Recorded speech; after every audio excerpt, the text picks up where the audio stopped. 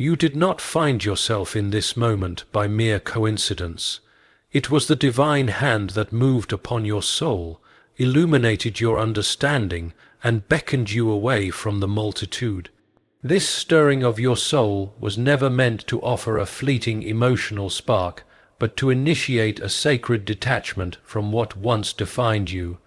This shift was not so you could return to your old patterns, but so that you might undergo genuine transformation. However, once the veil was torn away, and you glimpsed what lies beneath the surface of appearances, once the commotion faded into silence, what met you was not fire or fervor, but an unfamiliar stillness and a weighty sense of absence. You walked away from the constructs of your former world, the routines, the obligations, the pursuits that once gave shape to your days and validated your identity. Initially, it felt liberating, like emerging from a burning structure into the embrace of fresh air. But as clarity settled in, another feeling emerged. A quiet ache, a whisper of a question. Why does truth feel so hollow? You hoped for direction but received stillness. You yearned for mission but were granted pause. But do not mistake this for spiritual regression. This is the sanctifying process. You are not facing divine displeasure, you are undergoing refinement. God has not stepped away, He is drawing you into deeper waters. The emptiness you feel is not a void, but the absence of artificial energy. You are not shattered, you are under reconstruction, and the tools for this sacred rebuilding are not busyness or display, but quiet, calm, and yielding. Scripture never concealed this path.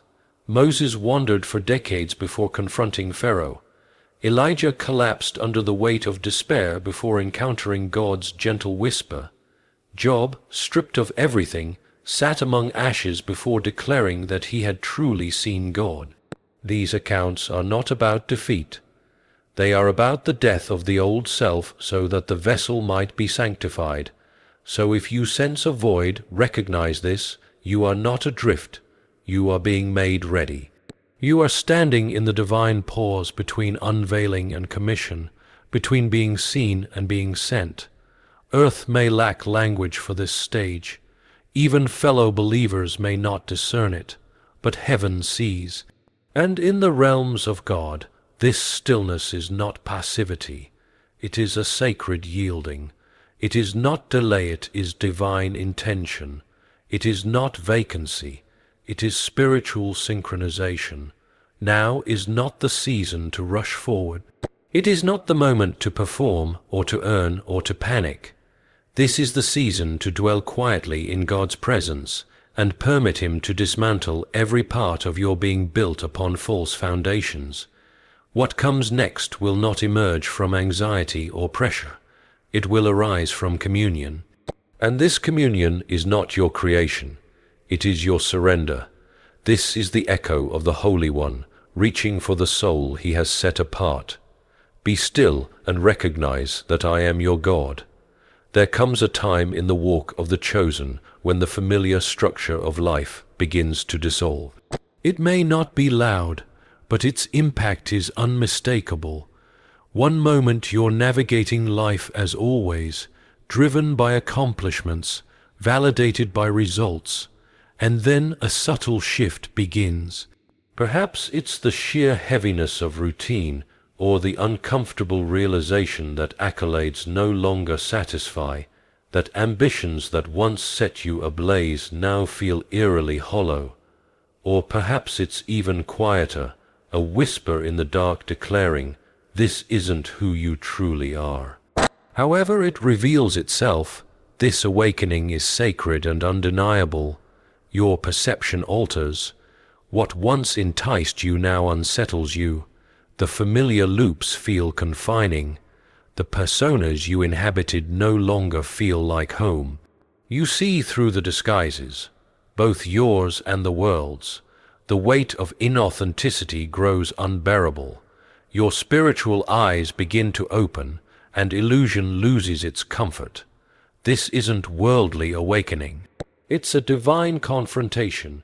You're no longer sedated by distractions, and now that you see, you cannot return to blindness. C.S. Lewis, in his reflections on inner transformation, once said that an egg cannot remain an egg forever.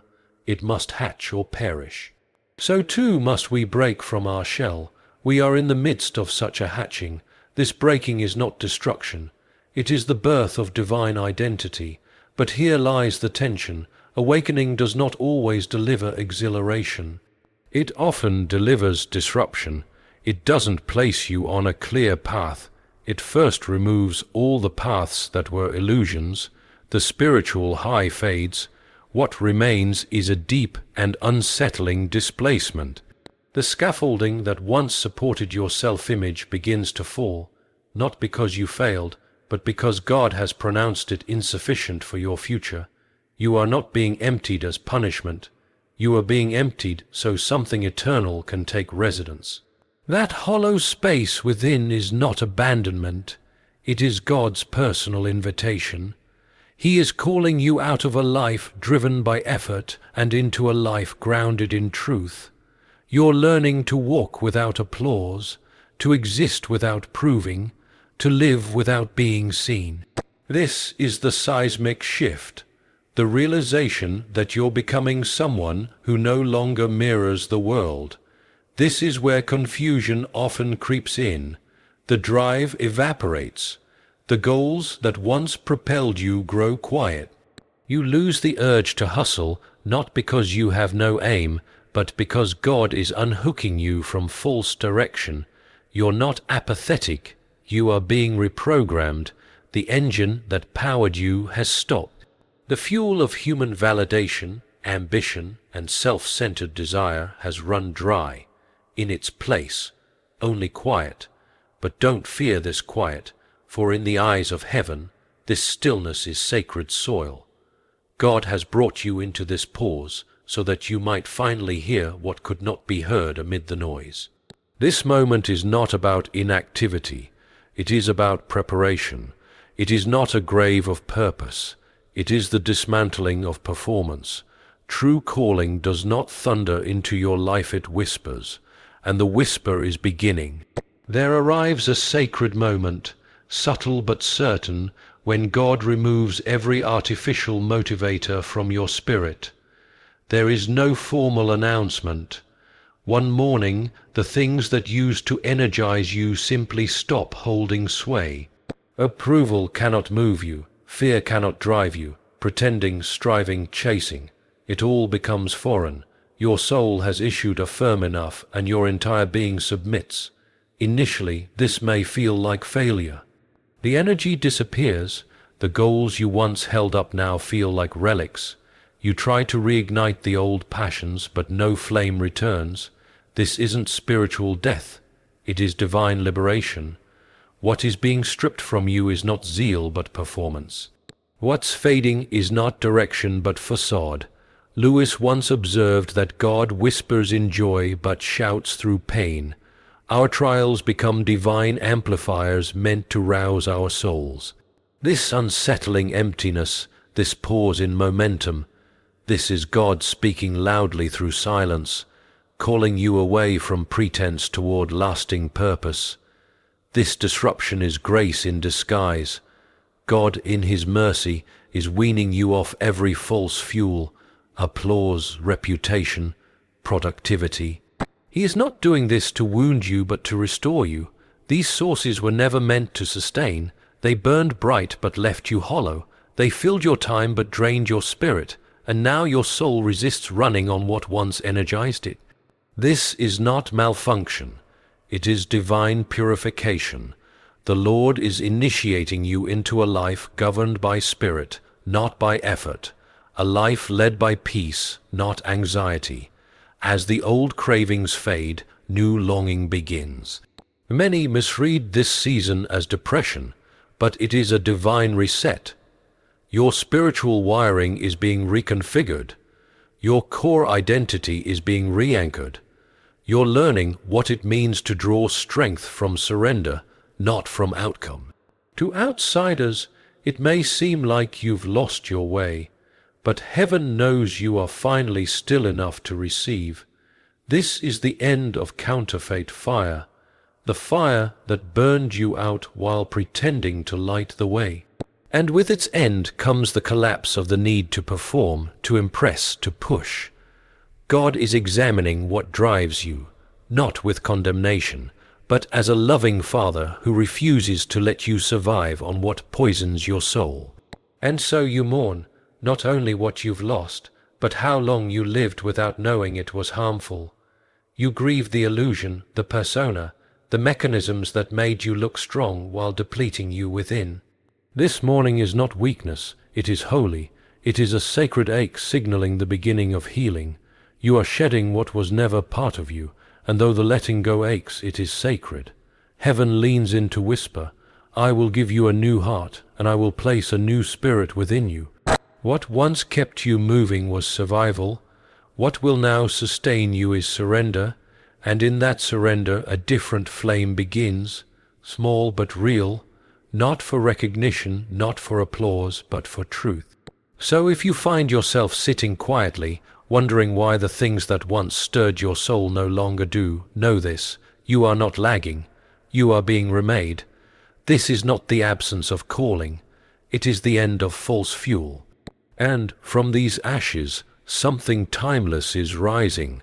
There exists a silence not born of God's distance, but of His overwhelming nearness. It does not feel like peace, and it does not sound like guidance. It feels like being left alone in a vast wilderness with nothing but your breath, your questions, and the memory of what once was. But this too is holy. This quietness you find yourself surrounded by is not a consequence, but a profound presence. When the divine chooses to speak directly to the depths of your soul, He first hushes all other voices. You are not overlooked, you are being cleared out. You are not under judgment, you are being made ready. God is not removing the sound because there is nothing to communicate, but because what He will reveal next requires an atmosphere of complete calm to be perceived. This stage of the path strips the soul of its longings and distractions so it might begin to truly hear. Not with ears tuned to sermons, affirmations, or outer validation, but with the inner capacity to sense God Himself. That delicate whisper, barely noticeable, is only discernible once the turmoil fades. And yet the stillness feels excruciating. Once you felt led, now you feel alone. Once you basked in His closeness, now only your unanswered thoughts remain. Yet take heart, His silence is not abandonment. His voice is being sent on a wavelength your former self was never shaped to catch. He is calling you deeper beyond methods, routines, and rehearsed praise, to unmanufactured intimacy. What seems like dryness is actually a refining fire. Even Jesus, God's own Son, entered such stillness in the desert. He didn't hear jubilant shouts but utter quiet, and in that quiet He wasn't weakened. He was being fortified. When the Eternal is shaping something infinite in you, He often conceals His voice so your desire for Him increases. He peels away what's outward so you might root yourself inward. The silence isn't there to break you. It's training your spirit to hear beyond surface sounds. When lesser noises are silenced, a sacred sense awakens. C.S. Lewis once reflected that we may avoid God, but we can never truly escape His nearness. He is interwoven throughout our reality, present even when hidden. His reflections in Letters to Malcolm hint at this idea. The world is saturated with God's touch, though He often walks unseen. This very idea brings meaning to your present hush. It is not lack, it is holy closeness veiled. This is your invitation to a deeper communion, a sanctifying process meant to shape you for forever. It's here your soul stops interrogating and starts listening more wisely. Not what do I do now, but what is God constructing within me, and not why did He leave me, But what is he leading me away from? Stillness lets you perceive what speed once blinded. You start sensing what you dulled. You start realizing what always mattered and what never did. This void isn't barren, it's sacred. If you can stay, resisting the urge to flee or fill it, you'll notice it. That faint movement of divine whispering, the subtle gravity of holiness, the Spirit's gentle pressing that doesn't shout but stays. This is where divine closeness is birthed, not in clamor but in apparent absence. So don't resist the quiet. It's accomplishing more than you can comprehend. To heaven, this is not deviation, it's design. You aren't drifting, you are being planted. What you create next will be as solid as the depths to which you let him dig now. Only those who have grown accustomed to the silence can carry the thunderous voice of the Spirit. There comes a sacred turning in the life of the called when God no longer lets you operate from compulsion. He dismantles the frameworks built on approval, performance, and praise. In their place, he commences a quiet internal reformation, mostly hidden yet fully divine. Society may still demand results. People may still expect the version of you they once knew, but God isn't calling for your productivity. He is inviting you into your true becoming, and true becoming is gradual. It's hushed, it's consecrated. It doesn't emerge from applause or spotlight, but from solitude. He's rebuilding your essence on eternal truths, not impressive optics. That's why your former passions don't burn the same way. Because the structure that once energized you was ego, driven, and anything built on self must collapse before what's birthed in the Spirit can rise. You haven't lost drive, you've been rerouted in purpose. The ego pushes for recognition, the Spirit draws you into surrender, the ego craves to be seen, the Spirit invites obedience. Before, your energy came from proving yourself. Now, it flows from responding to divine nearness.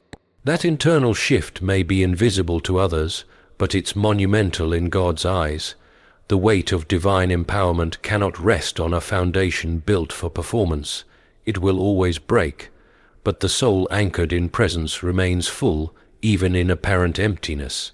This is what God is teaching now, not how to accomplish more, but how to be fully present with him.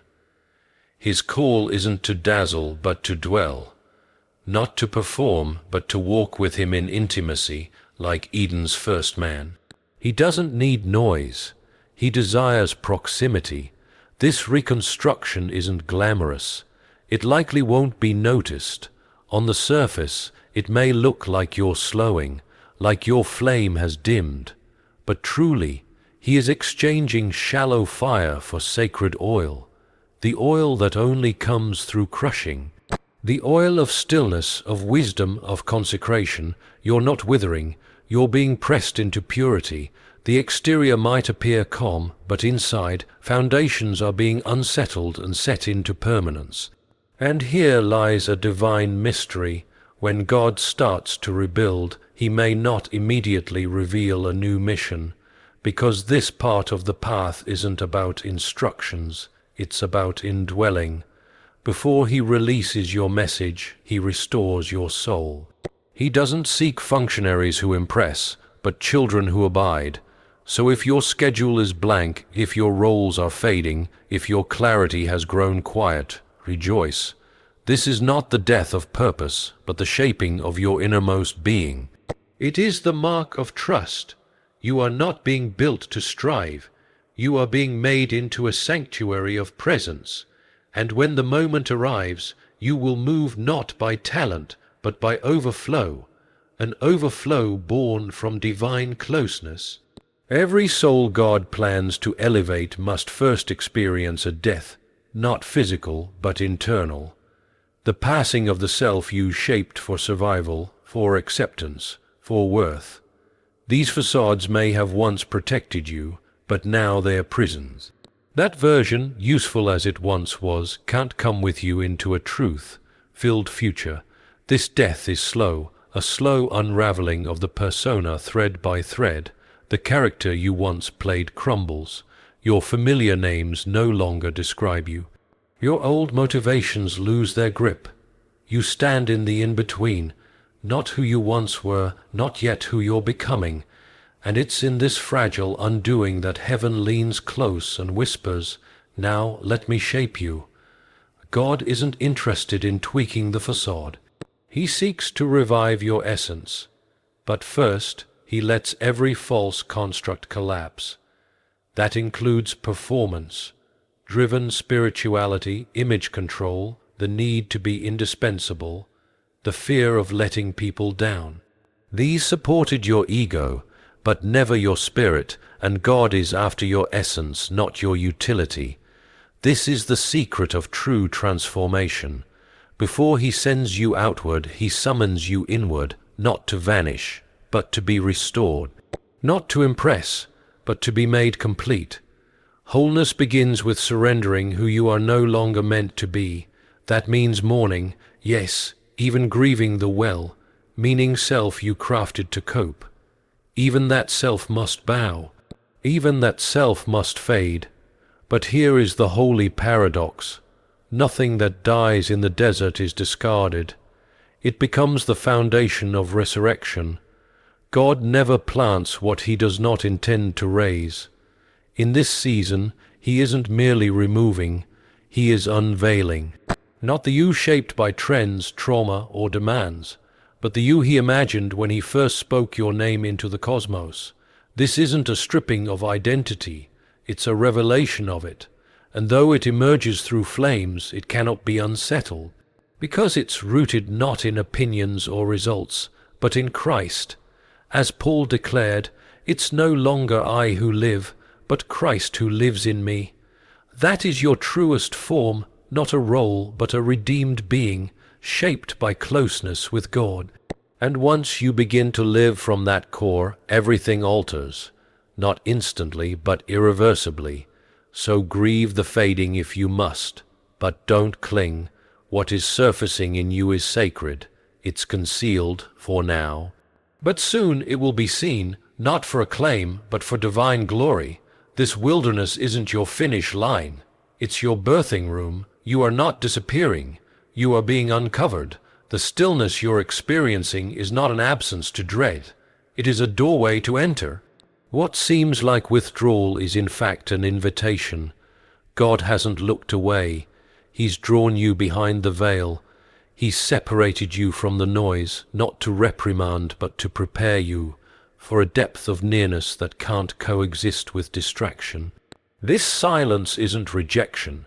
It's sacred space. Many shout in their barren places, "Where is God?"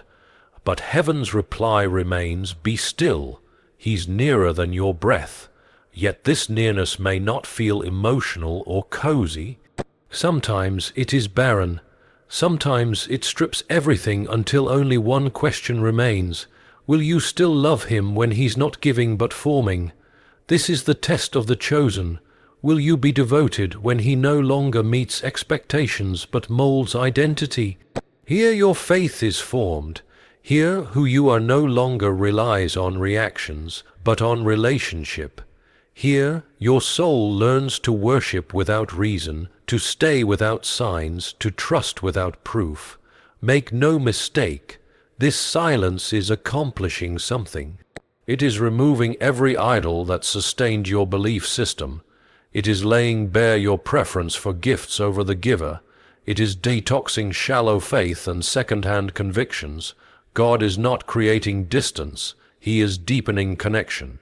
He is quieting what is temporary so you may recognize what is timeless. When you were surrounded by the crowd, your belief was fueled by clamor. Now, in the secret place, your faith must be fed by truth alone. No more chasing echoes, no more grasping at spiritual shortcuts. Just a stillness so profound it pierces every illusion within until only the truth remains. In this raw and sacred quiet, God is not merely delivering lessons. He is reshaping you entirely. And this reshaping is sacred. It doesn't scream, it doesn't hurry, it seeks no attention. It emerges gradually, much like the slow change of seasons in a garden no one else can see. This stillness, which some might mislabel as laziness or misinterpret as disorientation, is viewed in heaven as deep renewal. You are not late. You are beneath the surface chatter, beneath external expectations, beneath the relentless striving, where roots gain strength and sacred oil is formed. If you feel invisible, overlooked, or unheard, be encouraged. The quiet does not point to God's absence. It points to His invitation, one that calls you into a depth of closeness beyond words. Those who answer this invitation, those who settle into the hush rather than filling the space with sound, will uncover something richer than direction.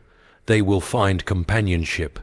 They will encounter a presence that doesn't solve every puzzle, but silences the need for answers altogether. Because what truly fills the soul is not resolution, it is relationship, and in the hush you'll learn He was never distant, only whispering. After the quiet, after the shedding, after the long stretches where not even prayers seem to stir the heavens, a subtle transformation begins. Not a blast of revival, but a steady and unmistakable change. The old blaze has cooled, as it was meant to. What rises now is something wholly different. It doesn't demand attention, but it's impossible to ignore. It doesn't rush you forward, it draws you inward. This is no longer the flame of personal ambition. It's the quiet fire of divine harmony, no longer the push of pride, but the pull of the Spirit. It begins deep within, a sacred trembling, a subtle urging to move forward, not from pressure to prove, but because something genuine longs to emerge through you. You're not lifted by anxiety now, but by resonance.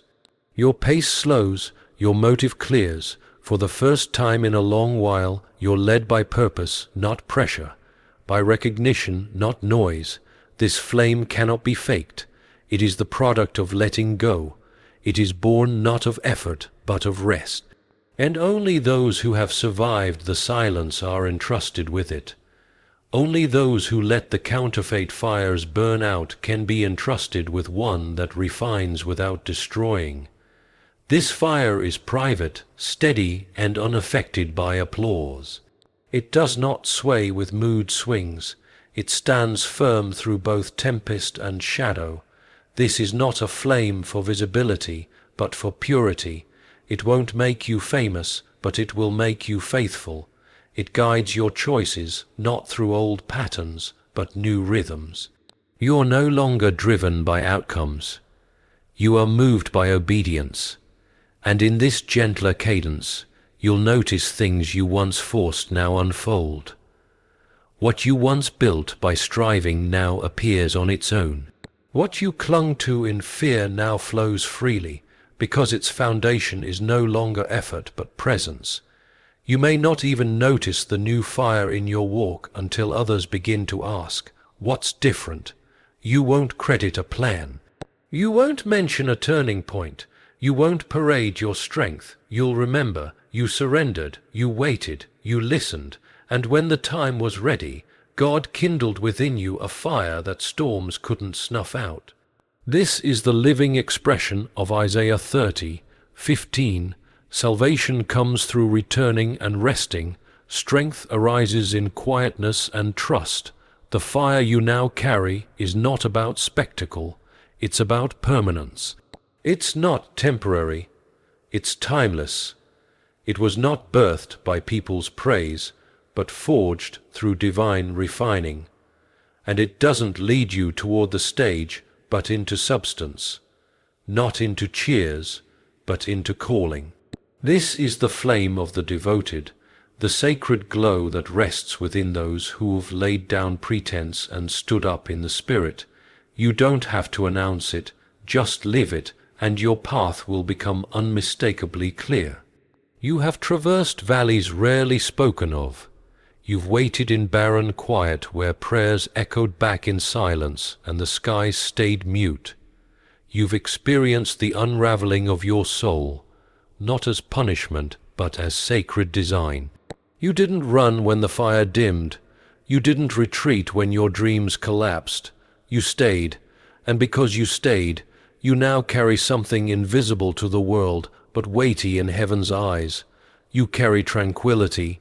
You carry yieldedness. You carry the stirrings of the eternal. This moment right now is not the end of your awakening. It's the initiation of your transformation. God's work in you isn't paused. It's progressing.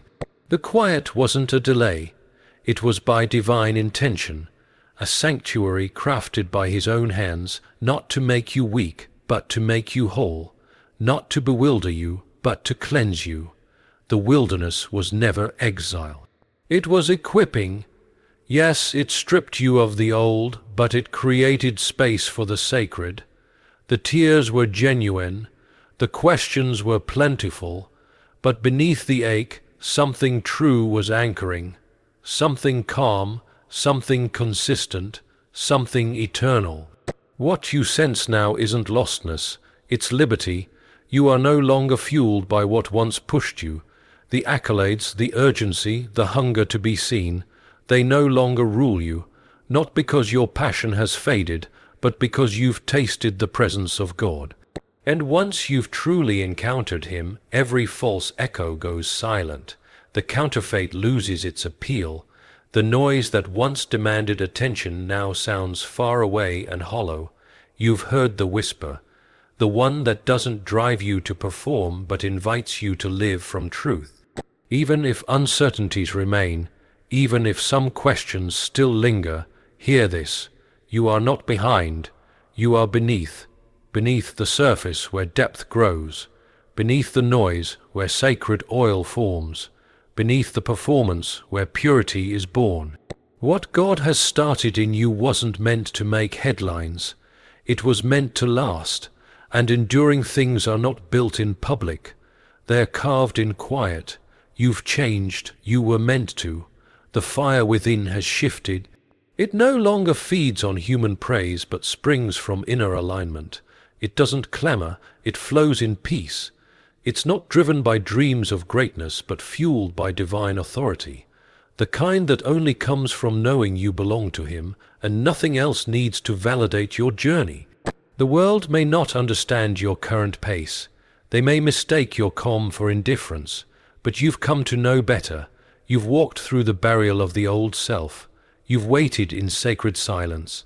And now the flame within you is not second-hand, it is consecrated. It belongs to you, and it is real. You don't have to hurry to prove your identity. You are the living evidence of it. Every breath given in surrender defies the lies that once shackled you. Every time you choose presence over performance, you declare freedom from fear. Each decision for obedience over outcome is a step deeper into the person God formed you to be before the beginning of time. You are not in limbo waiting for destiny to appear.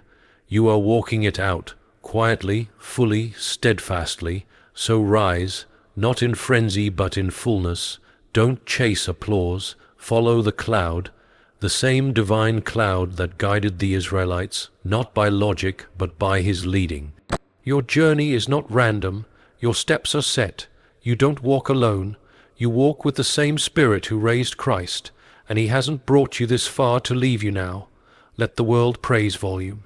Let others equate success with velocity, but you've been touched by the slow, refining fire of God, the kind that never fades, the kind that withstands storms, the kind that weighs heavy in the silence and moves the immovable without seeking attention.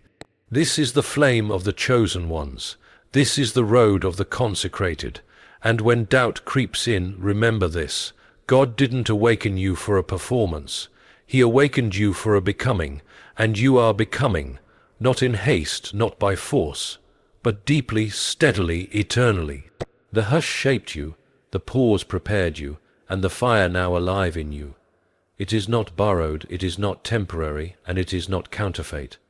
It is entirely yours, and it is sacred.